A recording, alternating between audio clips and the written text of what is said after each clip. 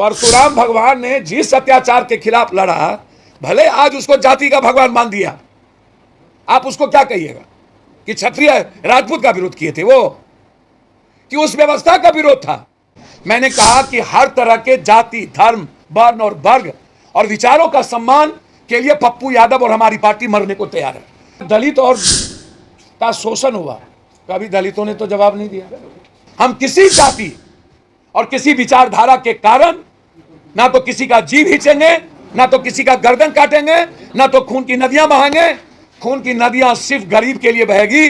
गरीबी मिटाने और गरीब जैसे शब्द को खत्म करने के लिए खून की नदियां बहेगी, अपनी राजनीति के दुकान के लिए और खुद की महत्वाकांक्षा के लिए नहीं। पहले तो मैं कथाकार प्रेमचंद जी को धन्यवाद देता हूं कि वो आज जिंदा नहीं है, नहीं तो उसको कुट्टी कुट्टी काट दिया गया। प्रेमचंद कथा ओम प्रकाश वाल्मीकि की जो कविता है बाद में जो उन्होंने ली, प्रेमचंद जी यदि जिंदा होते तो शायद सूली पर लटक गए हो।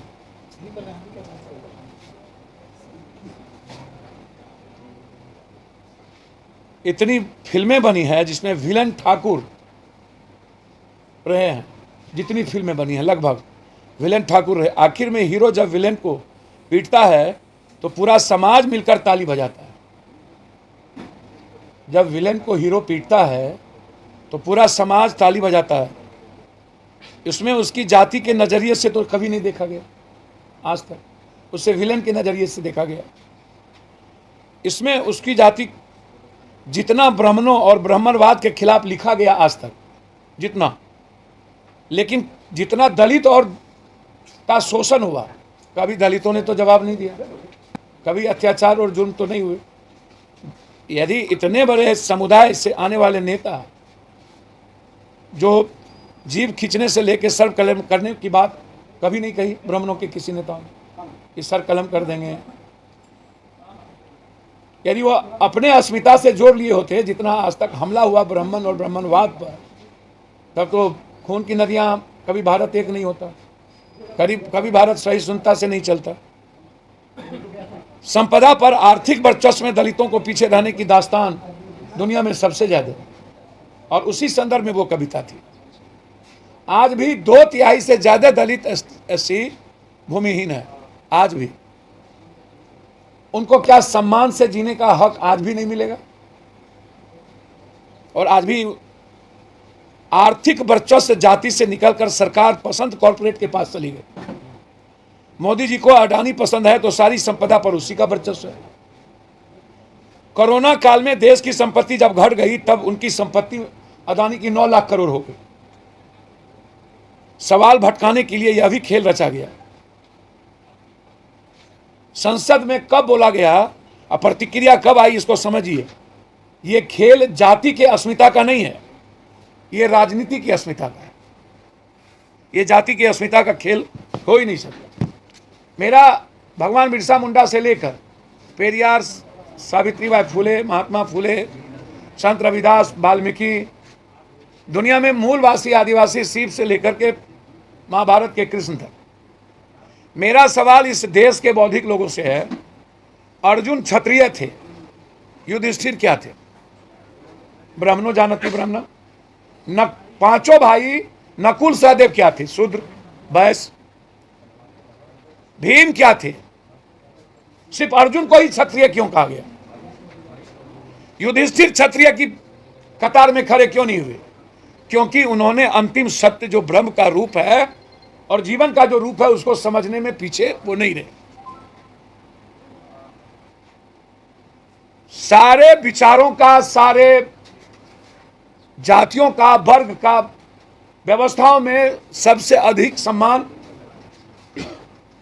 यदि ब्राह्मणों जानती ब्रह्म का है तो शूद्र, जिसने मानव जीवन के निर्माण में सबसे महत्वपूर्ण भूमिका निभाई, वह भी श्रेष्ठ कर है। कृष्ण की बहन की शादी हुई अर्जुन से, यदि हम उसे क्षत्रिय के राजपूत समाज कहते हैं और कृष्ण को जादव कहते हैं, तब भी जाति नहीं है। कृष्ण की बहन की ब्याह अर्जुन से और अर्जुन की बहन की शादी कृष्ण से, तब भी हम सब लोग रिश्तेदार हैं। शिव ने तीनों मूलवासी आदिवासी जो कबीला था, तीनों की कन्या से विवाह रचा के वसुदेव कुटुंबकम की बात की। तब भी हम जाति नहीं है, तब भी हम लोग सब एक हैं। हर वर्ग का और हर वर्ण का, हर विचारों का सम्मान इस दुनिया में हुआ है, चाहे वो ब्राह्मण हो जाति के आधार पर, चाहे वो क्षत्रिय हो, चाहे वो वैश्य हो। अब वैश्य को आप भारत और विश्व के निर्माण में जमीन से लेकर के व्यापार तक यदि किसी ने राष्ट्र निर्माण और मानव निर्माण में जीवन को गति देने का काम किया तो वो वैश्य है, उसका अपना इतिहास है। आप किसको गाली दे रहे हैं? सुदामा ने जहर पी लिया ना, हो कृष्ण को गरीब नहीं ना बनने दिया, और राजा से रंग सुदामा हुए ना, किसको गाली देंगे आप? आप हमको बताइए। रामायण में राम हमारे आराध्य हैं और सबसे बड़े उत्कृष्ट कैरेक्टर है, तो वाल्मीकि जी को कैसे भूल जाइएगा? और तुलसी की उस रचना को कैसे भूल जाइएगा जिसको तुलसी ने उस रामायण को घर घर पहुंचाने की सरल भाषा में की? तो तुलसी की भूमिका, वाल्मीकि की भूमिका और राम का विचार और संघर्ष हमारे जीवन की आत्मसाध शक्ति है। केवट को रामायण से अलग कर सकते हैं, उसकी भूमिका क्या है? कोई ऐसा वर्ग, कोई ऐसा समाज जिसका इतिहास न हो, आप हमको बता दीजिए। बात करूं सदगु बड़े ऋषि मुनि हुए जो त्याग सबसे बड़े ऋषि दधीची पर अत्याचारी राक्षसों का वध कौन था? त्रेता युग में यदि मैं बात करूं, परशुराम अपने प्राणों की चिंता करके समाज के कल्याण की बात यदि उसने की, तो फिर आप यदि यह कहिएगा तो वहां यदि सबसे बड़ा शोषण का कारण कोई दो आदमी था तो उसको जाति से जोड़ दीजिएगा। तो परशुराम जी को यदि ब्राह्मण और भूमिहार समाज के लोग मानते हैं, तब तो स्वर्ण की कथा और पटकथा लिखी ही नहीं जाएगी।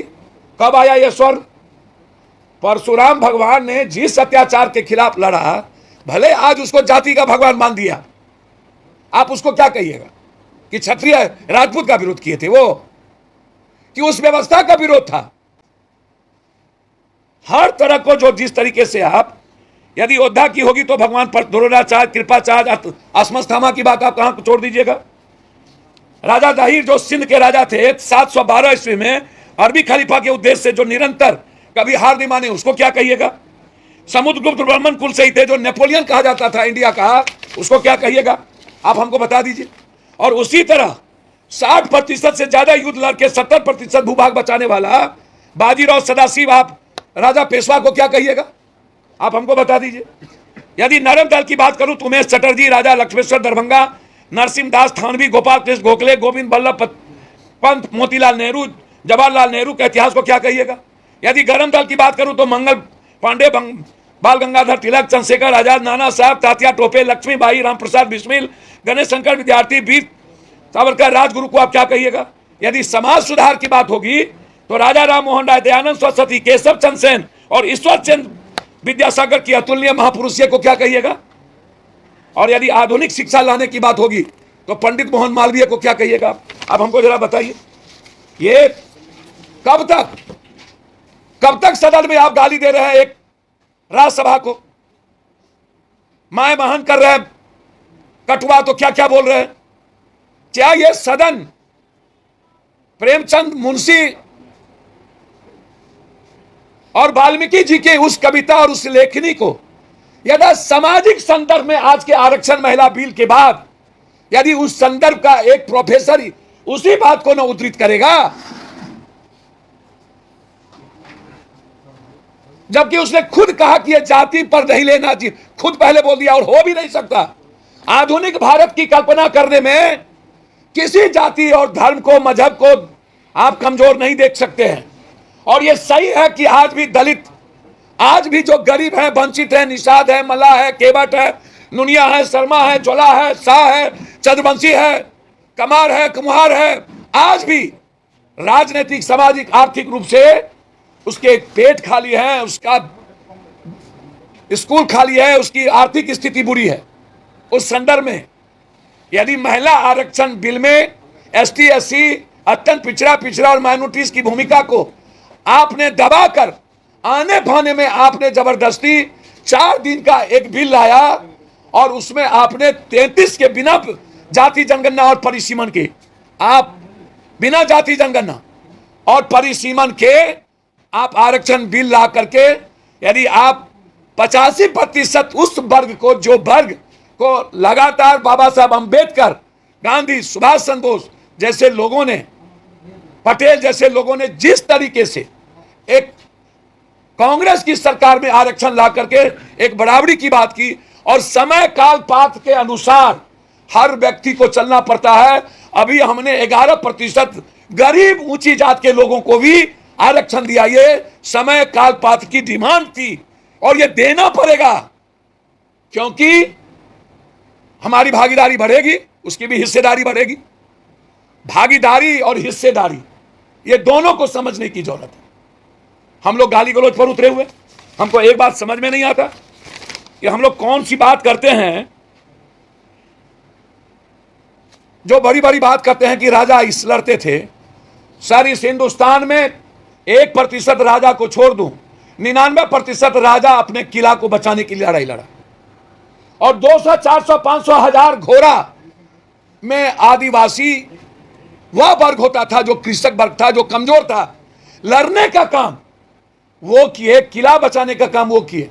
आप उसकी भूमिका और योगदान को कैसे छोड़ दीजिएगा? आप हमको ये बता दीजिए। मैं हमेशा से कहा हूं कि हमेशा से कंस और कृष्ण के बीच खत्मा की परिपाटी आई है। हम आपको बहुत क्लियर बता दें, अंतिम सत्य ईश्वर या परम ज्ञान, इसी को कहा गया ब्राह्मण। ब्राह्मण जाति नहीं थी, ईश्वर का ज्ञाता, ईश्वर को जो समझने का लगातार प्रयास किया। ऋषि मुनि काल से लेकर क्या था, कोई जाति नहीं थी। आप दधीची दान लेने पे आया, सुदामा परीक्षा लेने पर आया, वृक्ष तपोबल पे आया, कपिल मुनि अहंकार को दबाने पे आया, अगस्त मुनि धर्म को बचाने पे आया, आदि शंकराचार्य नीति पे चाणक्य नेतृत्व करने पर आया, मंगल पांडे क्रांति और चंद्रशेखर आजाद, सुभाष चंद्र बोस तो ब्राह्मण थे।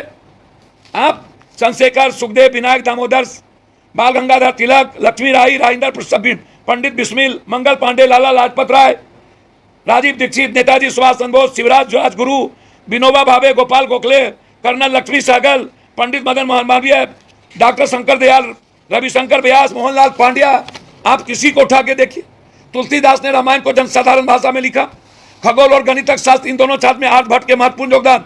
स्मरण भारत के प्रथम उपग्रह का नाम आर्यभट्ट रखा। बड़ामी हरमीद ईसा की 5वीं 6वीं शताब्दी में के भारतीय गणितज्ञ के खगोल के थे। इतने 3 महत्वपूर्ण पुस्तक, बृहजातक, बृहत संहिता और पंचशिलानीतिका लिखी। इन पुस्तकों में त्रिकोणात्मी महत्वपूर्ण सूत्र दिए महान राजनीतिक कौटिल्य चाणक्य को कौन भुला सकता है? आप हमको बताइए। मौर्य साम्राज्य में नींव रखी चंद्रगुप्त मौर्य, सम्राट अशोक जैसे महान योद्धा का उदय कब हुआ? संस्कृत भाषा के जन्म देने में ब्रह्मणो जानति ब्रह्मणम की उस वक्त की भूमिका। कालिदास चीन, जिन्हें प्राचीन भारत का सबसे बड़ा नाटककार कहा गया। विद्यापति भारतीय साहित्य की श्रृंगार परंपरा के साथ भक्ति परंपरा के प्रमुख स्तंभ माने गए। महेशदास, जो बीरबल के नाम से अधिक प्रसिद्ध है, मुगल बादशाह अकबर के दरबार के प्रमुख वजीर और अकबर के परिषद के 9 में से एक थे। आप उठाइए कि क्या है, आप किसको भूलेंगे? जो गाली गलौज हमेशा इस अर्थ के समय में भी आप जो लगातार गाली गलौज करते जा रहे हैं सभी लोग, हम अर्थ की बात कम करेंगे।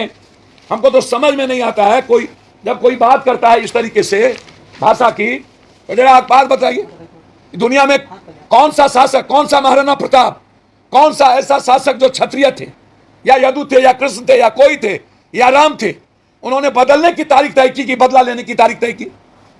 कब बदला लिया गया कृष्ण के द्वारा? कब बदला लिया गया राम के द्वारा?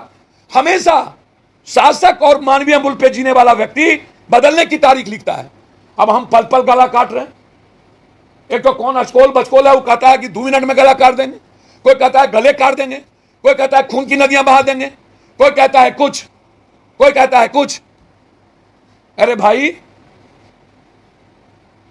हमेशा से आप को समझने की बात करिएगा ना। आप कोई आदमी अभी नहीं समझेगा तो हम एक बात बहुत क्लियर बता देना चाहते हैं। मैं एक अंतिम में आपको दो चीज उसके बाद आप पूछ लीजिएगा। इतिहास जो लंबा लंबा बोलता रहता है, ब्राह्मणों का कार्य अध्ययन, वेदों की शिक्षा, यह करना करवाना तथा उनका काम दान देना। क्षत्रियों का कर्म युद्ध करना, लोगों को सुरक्षा प्रदान करना, न्याय करना, वेद पढ़ना, यज्ञ करवाना और दान दक्षिणा देना। क्षत्रियों का मतलब क्या? राजपूत। ये क्षत्रियों का मतलब जो लड़ना जानता हो, ये समझाइए ना। और जब सब एक ही जाति, एक ही रिश्तेदार है, ब्राह्मण का कर्तव्य शिक्षा प्राप्त करना, शिक्षा प्रदान करना, यज्ञ करना, और क्षत्रिय का कर्तव्य अध्ययन करना, यज्ञ करना, भेंट देना। आप उठा करके देखिए। आप इसी तरह सम, दम, तप, पवित्रता, क्षमा, सरलता, शास्त्र ज्ञान, अनुभव ज्ञान, आस्तिकता, ये है ब्राह्मण के कर्म। ब्राह्मण कभी भी उत्तावला नहीं हुआ आज तक। फिर मैं कह रहा हूं, सम, दम, तप, पवित्रता, क्षमा, सरलता, शास्त्र ज्ञान, अनुभव ज्ञान, आस्तिकता, यह है ब्राह्मण का कर्म। इसीलिए मैं आपको बार बार कहता हूं, युधिष्ठिर, विदुर, श्री कृष्ण, भृतृहरि आदि व्यक्ति सम, दम, त्याग, वैराग और ज्ञान की चरम सीमा पहुंचे हुए पुरुष थे ना, कि नहीं थे वो? इसको क्या कहिएगा? सबको हम कई बार आपसे कह चुके हैं कि लगातार जिस तरीके का, मैं यहां के नेताओं को एक आग्रह करना चाहूंगा। याद करिए, एक व्यक्ति का जन्म कब हुआ था? पीटर में रिट्जोबर्ग स्टेशन 7 जून 1893 गांधी जी को धक्का मार के रेलवे स्टेशन पर जब गिरा दिया गया था, तो वो लम्हा एक इंसान पैदा किया था। और उसी से प्रभावित हुए थे नेल्सन मंडेला। और उसी वक्त साम्राज्यवादी सोच और हिंसा के खिलाफ जूझने का संकल्प एक व्यक्ति ने लिया था दक्षिण अफ्रीका में। नेल्सन मंडेला से किसी ने पूछा कि आप सबसे ज्यादा गांधी से प्रभावित क्यों हैं? उन्होंने कहा था, क्षमाशीलता और सबको साथ ले चलने की प्रवृत्ति ही गांधी का नाम है। और उसी ने प्रभावित किया। तब नेल्सन मंडेला ने क्या किया था? जब वो आए सत्ता में, तो समदर्शी नीति अपनाए, मूल कबीलाई लोगों के साथ गोरे और भारतीय प्रवासी का एक समान सम्मान स्थान दिया। यही वजह थी कि मातृभूमि के विभाजन के बजाय नेल्सन मंडेला ने विकास को पदवी दी थी। तब क्या हुआ? रंगभेद विहीन लोकतंत्र उन्होंने शुरुआती कदम में उठाई। नतीजा हुआ, दक्षिण अफ्रीका पिछले दशकों में बहुत तेजी से उभरे। ब्रिक्स मुल्कों में Brazil, Russia, India, China, south Africa का महत्वपूर्ण सदस्य है। आज वो दक्षिण अफ्रीका के नेल्सन मंडेला की वो योगदान। कहां नफरत की राजनीति हुई? 1917 के बोल्शेविक क्रांति के बाद लेनिन ने एक बदलाव का फरीज तैयार किया और वहां आए। हम कहां हैं भाई? हम गाली गलौज पर उतारे हुए। जो लोग नाथूराम गोडसे की आज तरह की बात करते हैं, क्या फर्क है? महात्मा गांधी बीमारी से भी मर जाते तो गांधी होते। नाथूराम गोडसे गोली चला के गांधी को ना मारा होता तो गोडसे को कोई नहीं जान पाता। कोई नहीं, कोई।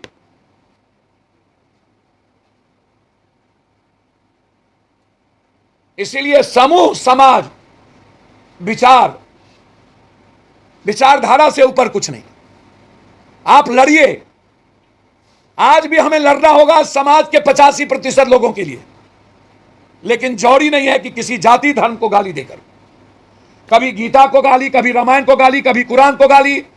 सदन में जिस तरीके से मां बहन कटवा कहा गया, यह भारत में ही संभव है ना हो।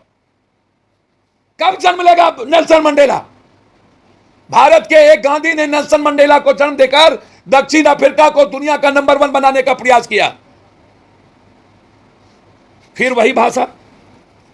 आप हमको एक बात और याद रखिएगा, गोडसे के भाई गोपाल ने क्या कहा था, इसको आप ख्याल रखिएगा। गोडसे और गांधी पृथक विचारों के दो प्रतिनिधित्व थे। गोडसे और गांधी के बीच फर्क क्या था, इसको आप समझिए, कायम रहेगा। ये जो विचारधारा है ना, यह सबसे महत्वपूर्ण है। और अभी नेताओं की जो विचारधारा है, वह मानवता का नहीं है, लोकतंत्र का नहीं है, संविधान का नहीं है, वह हिंदुस्तान के 140 करोड़ लोगों की आर्थिक आजादी का नहीं है, वह 1 नेशन 1 हेल्थ 1 एजुकेशन का नहीं है। सिर्फ राजनीतिक व्यवस्था को सुधारने के लिए कोई जाति व्यवस्था इसमें नहीं आती है। इससे और क्षत्रियता का जो युद्ध था, पराक्रम था, उसको कुछ गलत लोगों ने इतिहास को और गलत तरीके से समाज में नए जनरेशन में गाली गलौज करके अपमानित किया है। ये गलत है। हमें गर्व है हर विचारधारा के साथ, हर वर्ग, वर्ण और जाति के किए हुए इतिहास पर हम उसका सम्मान करते हैं। लेकिन जिस तरीके से आज बीजेपी या अन्य लोग लगातार इसको कर दो उसको कर दो, ऐसे लोगों को राजनीति से रोकना चाहिए। इसके पीछे बड़ी शक्ति है जिसमें बीजेपी की भूमिका है। जब जब बीजेपी हारती है तब तब हमेशा हर 1-2 महीने के बाद ऐसी विचारधारा लाता है, जो सदन में इसके पहले एक राज्यसभा सांसद के साथ किया गया। आज तक हम आपको बोलते हैं, इतनी बड़ी घटना के बाद कोई गाली गलौज क्यों नहीं किया? राज्यसभा में उसको मां बहन की गई, राज्यसभा में उसको कटवा कहा गया, कोई मुसलमान क्यों नहीं गाली गलौज किया?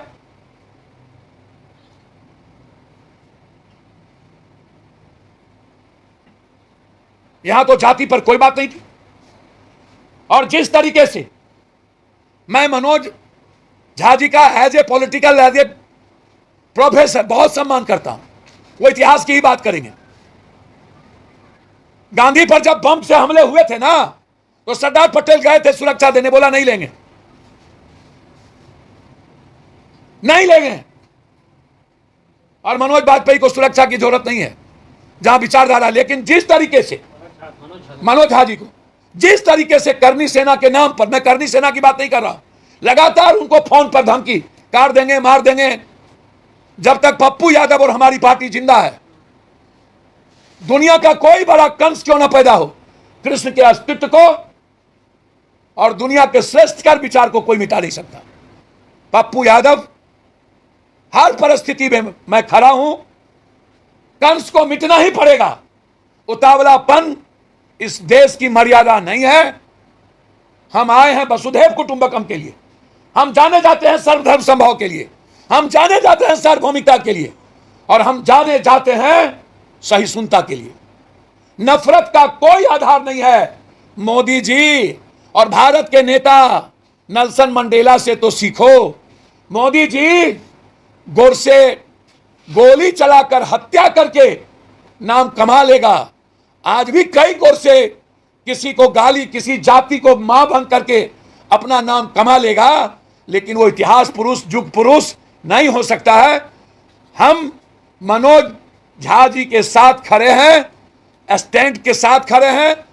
किसी भी परिस्थिति में कोई भी व्यक्ति किसी समाज के समुदाय, वर्ग, जाति को के साथ नफरत के आधार पर देखेगा, रामायण हो या गीता, कुरान हो या बाइबिल, मेरे लिए हर विचारधारा सर्वश्रेष्ठ है, सर्वोत्तम है। किसी को गाली देने वाले के खिलाफ पप्पू यादव से लड़ना होगा। बहुत बहुत धन्यवाद। नमस्कार। साजिश है तो क्या आनंद मोहन भाजपा से गाइड हो रहे हैं? सर मैं नहीं जानता हूं, मैं भाजपा की बात की, भाजपा के एमएलए, भाजपा के लोग क्या बोल रहे हैं, कौन क्या बोलता है, मुझको नहीं पता। पप्पू जी, विवाद तो आपके मित्र और उनके बेटे ने खड़ा किया। सर मैं कह रहा हूं कि मेरे भाई हैं, युधिष्ठिर, अर्जुन, नकुल, सहदेव भी तो भाई थे ना। अर्जुन की बहन और कृष्ण की बहन भी तो रिश्तेदार थे ना। यदि तुलसी का महत्व है तो वाल्मीकि का भी दुनिया में महत्व है ना, राम का भी महत्व है ना। एक दूसरे के पूरक हैं। जिस किसी ने भी, मैं समझता हूं कि मैं और लोगों की तरह नहीं बोलूंगा, मैं सलाह भी देने के लायक नहीं हूं, मेरी औकात भी नहीं है, लेकिन मनोज झा जी के साथ उनके सम्मान और उनकी हिफाजत के लिए खड़ा रहने का ताकत और दम मुझ में है। सर एक आदमी कहता है कि जीत खींच लेंगे और आप कहते हैं उनको बचाएंगे, तो क्या? सर मैं बचाने की बात नहीं किया। मैंने कहा कि हर तरह के जाति, धर्म, वर्ण और वर्ग और विचारों का सम्मान के लिए पप्पू यादव और हमारी पार्टी मरने को तैयार है। हम किसी जाति और किसी विचारधारा के कारण ना तो किसी का जीव खींचेंगे, ना तो किसी का गर्दन काटेंगे, ना तो खून की नदियां बहाएंगे। खून की नदियां सिर्फ गरीब के लिए बहेगी।